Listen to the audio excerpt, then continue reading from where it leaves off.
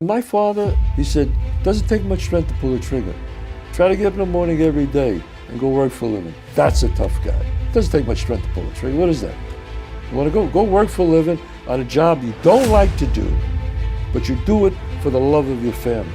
That's a tough guy, he used to say. Confidence is arrogance under control. That's all confidence is. The only thing I miss about the NBA is being around 15 people all day long who are thoroughly convinced they're the best in the world at what they do. But this is what you should be careful of. Don't you ever cross that line into arrogance. Because arrogant people stop growing, arrogant people stop developing, because arrogant people think they have arrived. Be as confident as you can be without crossing the line into arrogance. The guy was the new owner of a baseball team that was in the basement of the league when he took it over.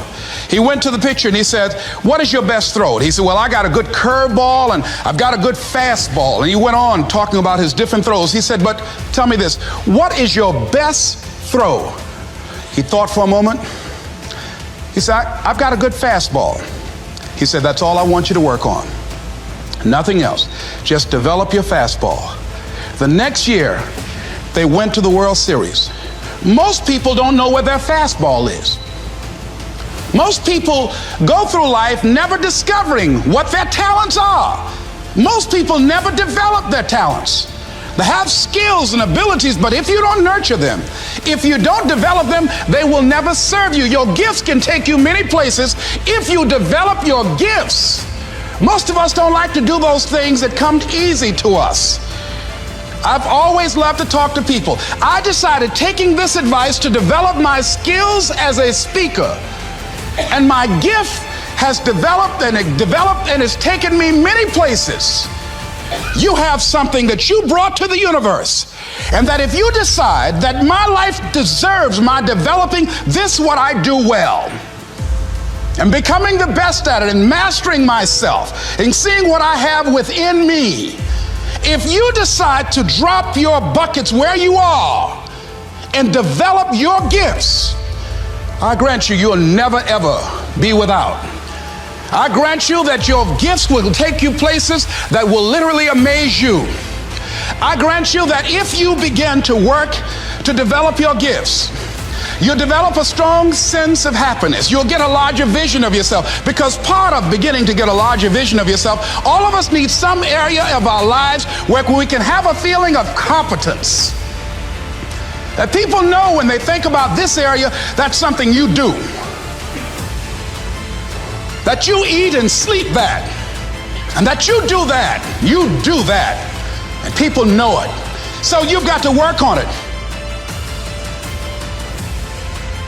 The ideal situation for a man or woman to die is to have family members praying with them as they cross over. He said, but imagine, if you will, being on your deathbed and standing around your bed, the ghost of the dreams, the ideas, the abilities, the talents given to you by life, and that you, for whatever reason, you never went after that dream. You never acted on those ideas. You never used those talents. You never used those gifts. And there they are, standing around your bed, looking at you with large, angry eyes, saying, we came to you, and only you could have given us life. And now we must die with you forever. And the question is, if you died today, what dreams, what ideas, what talents, what books, what music, what leadership, what voice will die with you? The wealthiest place on the planet is the cemetery, because there you'll find greatness that we've never seen. There you'll find talent and genius and potential never actualized. Perhaps that's why Henry David Thoreau wrote the words, "Oh God, to reach the point of death, only to realize that you've never lived." Maybe that's why some unknown writer wrote the words, "What if you live your whole life only to discover that it was wrong? That it was wrong.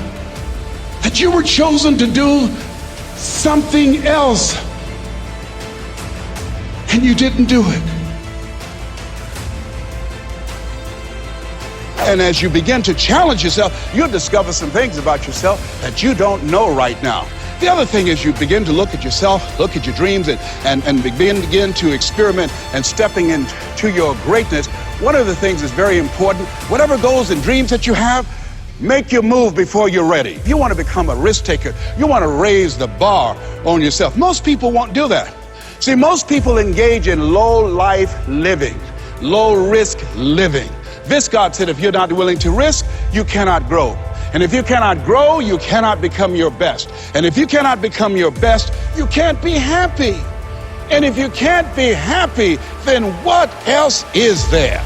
And so you want to begin to take some chances. You want to begin to challenge yourself and make it okay to fail and learn from your failures. Don't allow fear of failure and the allure, the attractiveness of playing it safe in life to draw you in.